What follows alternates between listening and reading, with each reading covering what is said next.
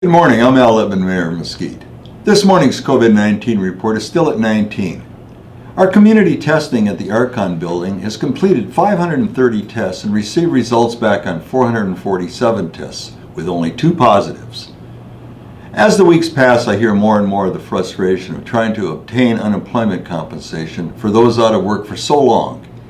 We can't attempt to get back to some kind of normal with so many people out of work and out of money.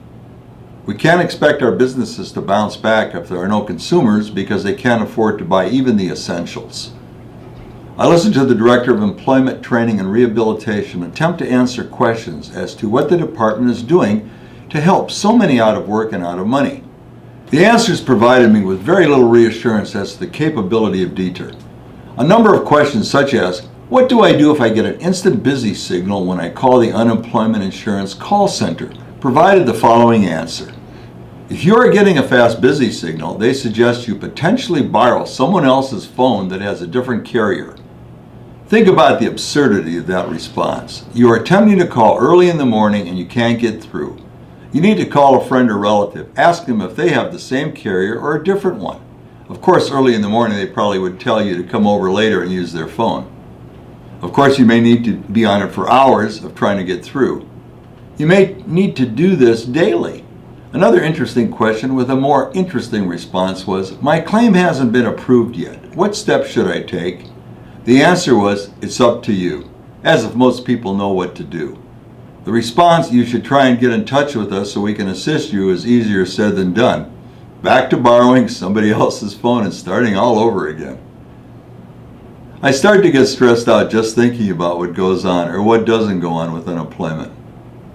Talking about stress, and I know it's still building. How do I know domestic calls, not necessarily in Mesquite, but elsewhere, continue to rise? Key articles in the Journal and elsewhere tell us that suicides are not going up yet, but the storm may be coming. Stress builds up. Depression and anxiety are precursors, and with so many mixed messages about the future, we have a bad combination. When we pile on the stressors and allow ourselves to live in constant, uncontrollable high stress, we're involved in slow but sure suicide. I'm not necessarily talking about taking your life, but how you live your life. In times of high personal stress, and we certainly have it now, we need to step back and look at alternatives. It has been reported that sales of alcohol and drugs are increasing daily. In a time where money is so short, you would think sales would go down. They don't.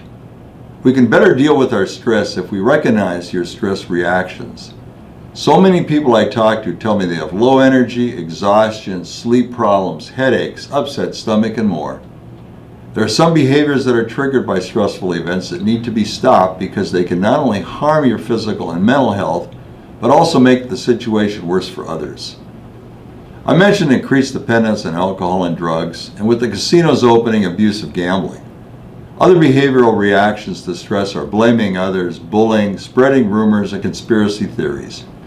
I mentioned before, don't stress out over what you can't control. I know it's easier said than done, but it's going to be necessary if we're going to come out of this with our sanity. The experts tell us to contact a mental health professional for help.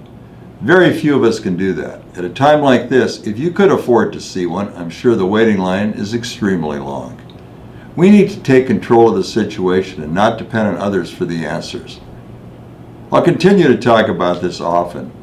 I find it as important as taking care of your physical health as they go hand in hand. This will be my last video for the week due to other appointments and obligations.